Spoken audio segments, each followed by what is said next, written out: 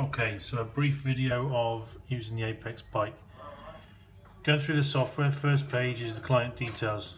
So on here we can add all of the details of the customer that you're going to be bike fitting, including address, equipment being used and any other attributes you want to add into there.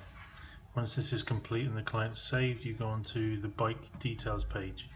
Bike details gives you the ability to add a start position, which you would then press apply to bike, and this would send it over to the bike, and the bike would move to position. In the window below then we have the current position of the bike, and you can use this to see exactly where the bike is. Once this is complete, you move on to the bike fit screen. As you can see here, we have left and right power with the total, cadence, heart rate if a ANT heart strap is being worn, the ability to move the motors on the bike, and then the torque readings would come on the bottom of the screen. This is also followed then by a second torque screen with greater detail for torque analysis. The next page we have on the bike is for ramp testing. So this allows physiological tests depending on what kind of test you would like to use. So you can have start power, ramp rate, and it gives all the details there, records as a graph of the entire event, and then this is added to the file for the client as from the start. Last page coming up, obviously blank at the moment, but as you go through the test, all of the details will be added to there. And then finally we have the bike configuration screen, where you're able to recalibrate the power meter on the left hand side, recalibrate positions of handlebars on the right, and then these are the readings coming back from the bike. So as you can see, you've got left and right torque and position of all of the moving axes and the position of the cranks.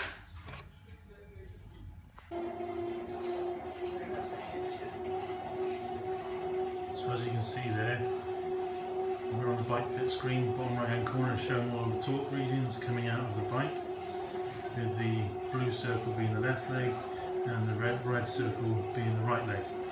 And at the top of the bike we have left and right power with total and cadence. Obviously no heart rate, as I'm not wearing a heart rate strap.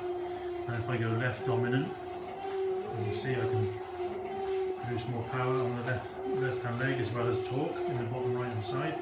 I can do the same then as I move over to the right hand leg instead.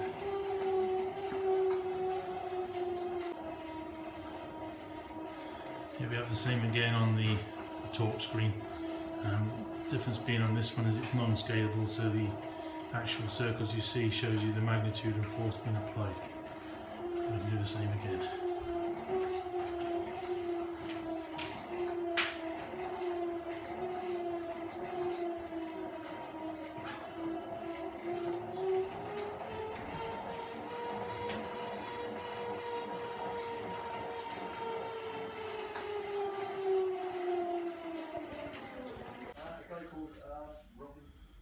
And now we'll do a bit of moving of the axes.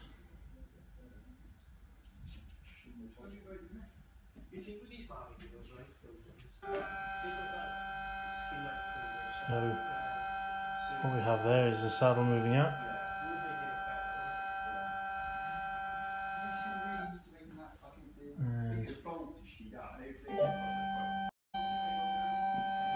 And just to give you an idea of how quickly it moves,